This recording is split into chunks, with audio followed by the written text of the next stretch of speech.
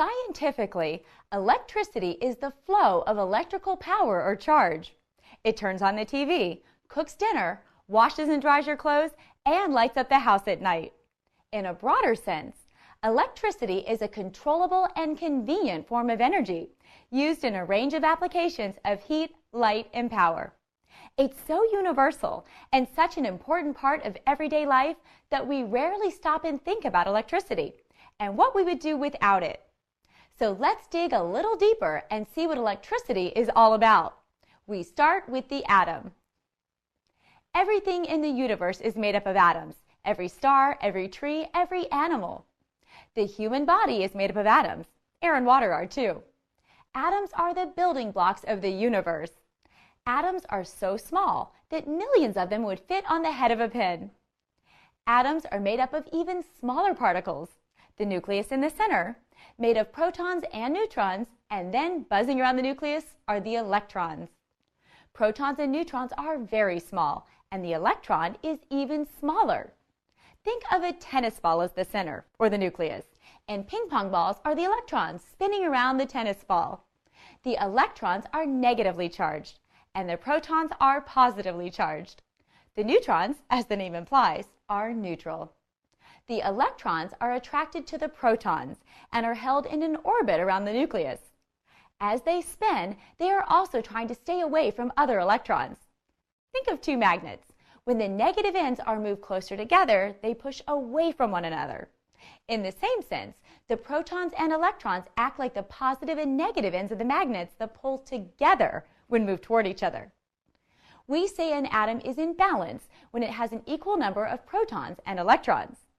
The neutrons carry no charge, and the number of neutrons can be different without affecting the balance of the atom.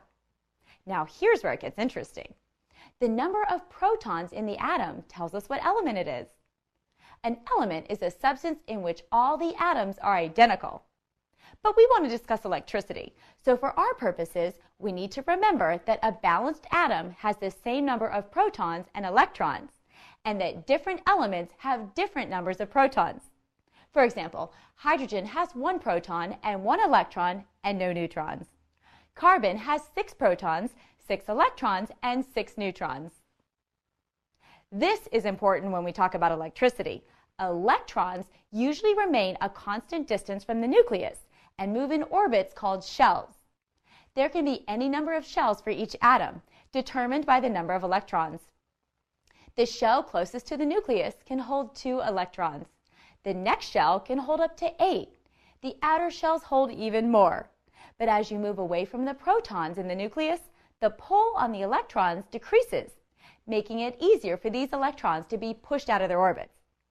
Applying a force can even make them move from one atom to another. These moving electrons are electricity.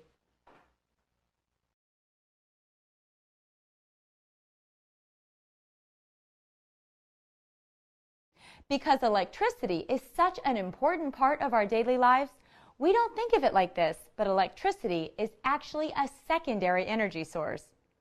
We get it from the conversion of primary sources like coal, natural gas, oil, or nuclear power. We've all heard and used the term generate electricity. There are generation plants in our communities making electricity for use in our homes and businesses. An electric utility power station uses a turbine, engine, water wheel, or some type of machine to drive an electric generator or a device that converts mechanical or chemical energy to electricity. Most of the electricity in the United States is produced in steam turbines. A turbine converts the kinetic energy of a moving fluid, either a liquid or a gas, to mechanical energy. Steam turbines have a series of blades mounted on a shaft. The steam is forced against the blades, which turn the shaft that is connected to the generator that makes electricity. So how do we get the steam? In the U.S., plants burn fossil fuels to heat water that makes the steam that pushes the blades, that turns the shaft, that drives the generator that makes electricity. Most power plants are about 35% efficient. That means for every 100 units of energy that go into a plant, only 35 units are converted to usable electric energy. That's a lot of burning coal for not so much electricity. There are several ways to make electricity. Take a look at this chart. It shows energy production using methods like fossil fuels, nuclear power, and renewable energy.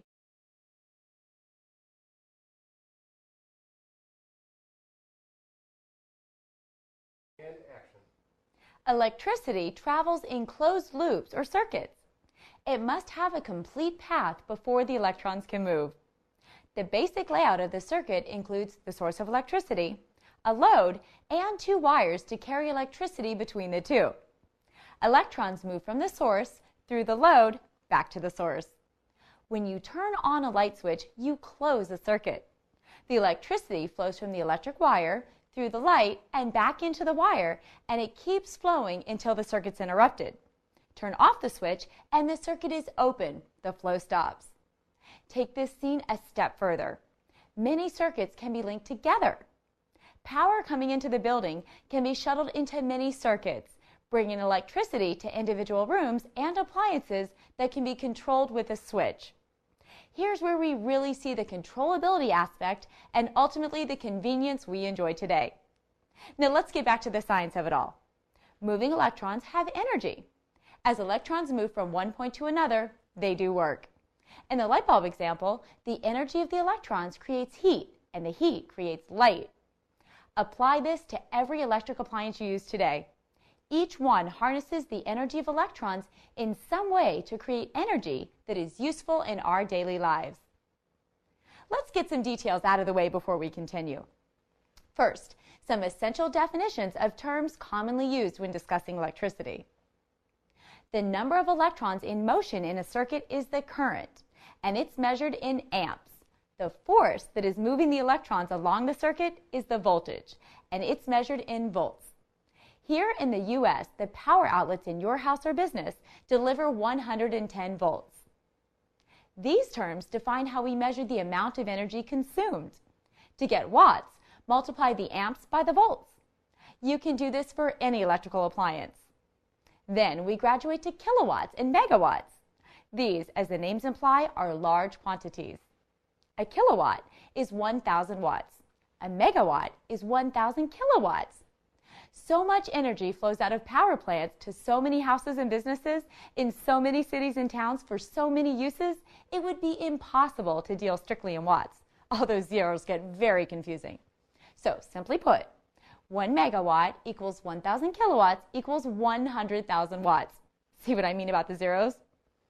In practical terms, 12,000 watts is written 1.2 kilowatts, and it wouldn't be talked about in terms of megawatts.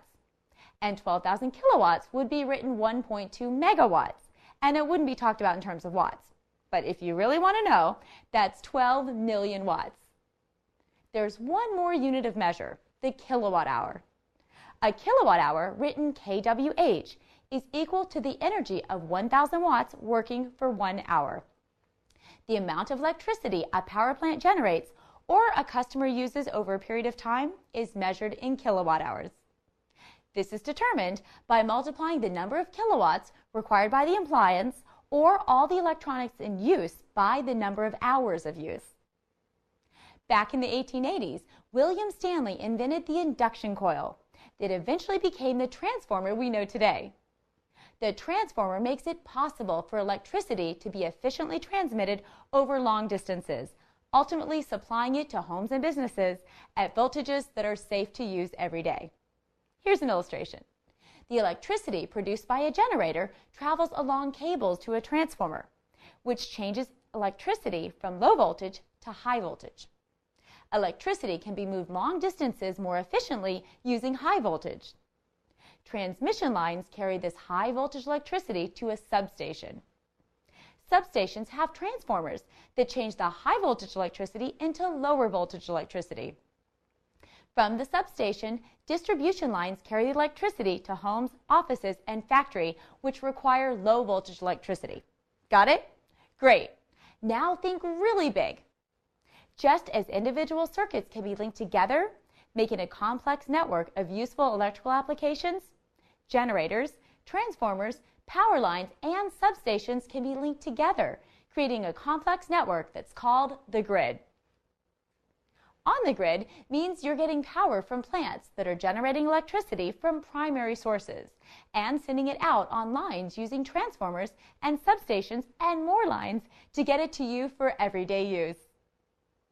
Off the grid means that you're generating your own electricity for your own use without being connected to the grid. Grid-tied systems are generally where renewable energy sources like solar or wind are used to make electricity at your home or business, and that electricity is used on site. But your home or business is still connected to the grid, so you can get electricity from the power plant when needed, or even send the power you make on site back to the power plant.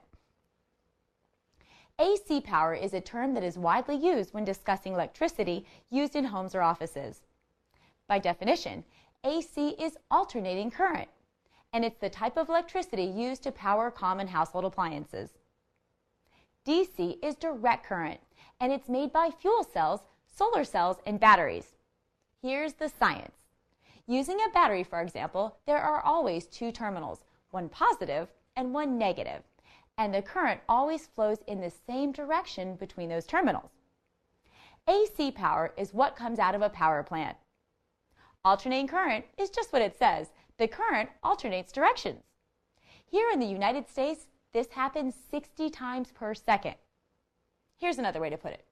The power that is available in a wall socket is 110 volts, or 60 cycle AC power.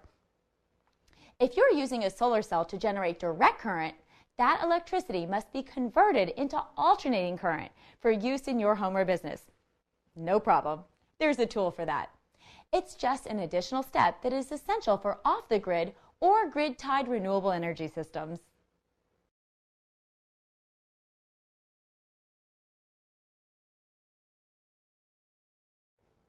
Perhaps the best known of all inventors of electricity is Benjamin Franklin. His famous experience with a kite and a key in a lightning storm set it all in motion, and many of the principles of electricity used to guide subsequent experiments and inventions were founded on that one night back in 1752. History might argue that Franklin never performed that actual experiment, but he published a paper in 1750 on the concept, and many experiments were done based on his writings. Thomas Edison changed everything with the light bulb. 1879 saw the first commercially practical incandescent electric lamp. This bulb maintained its incandescence for over 40 hours. Prior to this, direct current electricity had been used in arc lights for outdoor lighting. A very dangerous practice, but one that extended the workday and provided an alternative to candles and torches. In the late 1800s, Nikola Tesla pioneered the generation, transmission, and use of alternating current electricity. As this form can be transmitted over much greater distances than direct current, Tesla's inventions used electricity to bring indoor lighting to homes and to power industrial machines, spurring the Industrial Revolution.